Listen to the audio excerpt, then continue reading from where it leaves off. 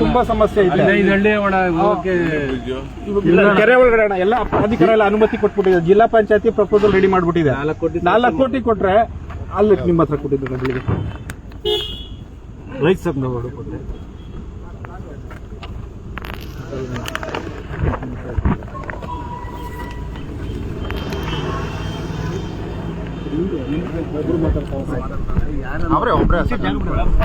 ಆಮೇಲೆ ಕೋಡಿ ದುರಸ್ತಿ ಮಾಡ್ಕೊಡ್ಬೇಕು. ನಾವು ಸುಮಾರು ಇದು ಮಾಡಿದ್ವಿ.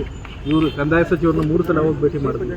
ಇಲ್ಲೇ ಟೋಲ್ ಹತ್ರ ದೊಡ್ಡ ಗಲಾಟೆ ಮಾಡಿದ್ವಿ, ಪ್ರತಿಭಟನೆ ಮಾಡಿದ್ವಿ. ಸಂತೋಷ ಹೆಗಡೆ ಸೇರಿಸ್ಕೊಂಡು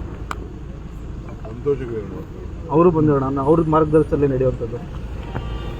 ನೀವು ಮನ್ಸು ಮಾಡಿದ್ರೆ ಖಂಡಿತ ಖಂಡಿತ ಅವ್ರದ್ದೇ ಮಾರ್ಗದರ್ಶನ.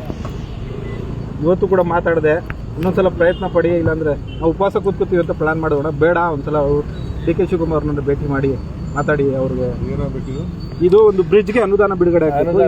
ಅನುದಾನ ಇದು. ಆಮೇಲೆ ಬೋಡಿ ಬಗ್ಗೆ ಅಣ್ಣ, ಬೋಡಿ ದುರಸ್ತಿ ಸಾಗುವಳಿ ಜಮೀನುಗಳು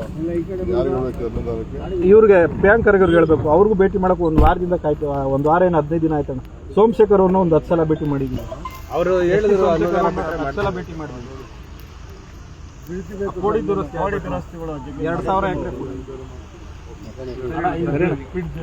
ಇಲ್ಲಿ ಕಟೌಟ್ ಹಾಕಿದ್ವಿ. ಸರ್ಕಾರ ವಿಫಲ ಆಗಿದೆ ಅಂತಾನೆ ಕಟೌಟ್ ಹಾಕ್ಬಿಟ್ಟಿದ್ದೀವಿ. ಸರಿ ಅಣ್ಣ, ಥ್ಯಾಂಕ್ಸ್ ಅಣ್ಣ. ನಿಲ್ಸಿತ್ತು. ಆಯ್ತು ಆಯ್ತು